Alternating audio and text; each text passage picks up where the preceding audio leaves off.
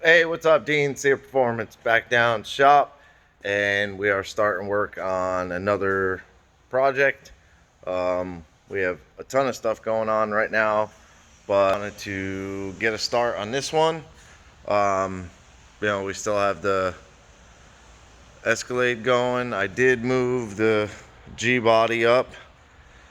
Jeff's truck has issues. Something beyond our control. We didn't really know until I kind of got everything done and took it for a ride and found out transmission's shot on it. And that's Jeff's fault for racing it with no fluid in it. But anyways, it's a 4L60. They don't like being alive that long anyways. What we got today is the 2002 C5, and this one was brought in. The stock LS1 has decided to make a gap in the block. I believe it's on the driver's side, but we're gonna tear into it. It is a D1 SC Pro Charger. It's got the twin intercooler kit, got all kinds of fancy parts. It's got an upgraded torque tube, propeller, transmission, converter.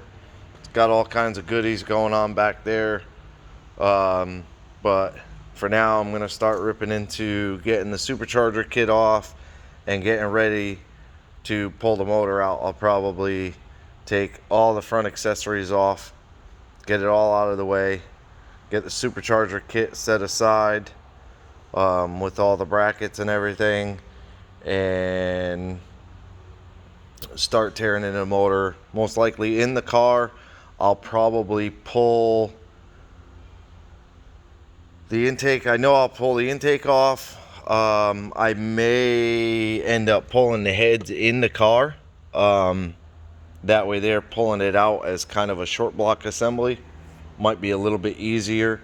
But I'm going to dive into it right now, and I will make a little ending to this once I get all that sorted.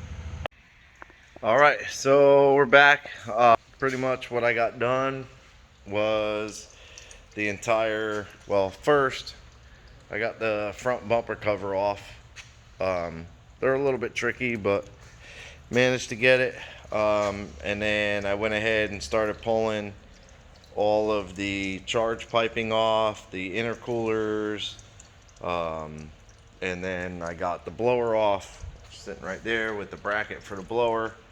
And what I've been doing is leaving all the bolts in, putting the nuts back on them, and then taping wherever the bolts, like those three, go into the cylinder head. So I put a piece of tape on them. Same with those, so that the spacer, the spacer stays in the bracket the same. The other two brackets there, this one here and that one there, they use the factory like headlamp bracket bolt. So I put those back in. But we started getting everything undone. Got the harness off the top of the motor, got the intake off, disconnected all the fuel lines, the alcohol line.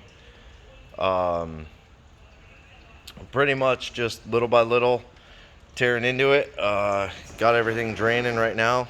Well, antifreeze at least. I don't think there's much oil in it. But we're pretty much wrapped here.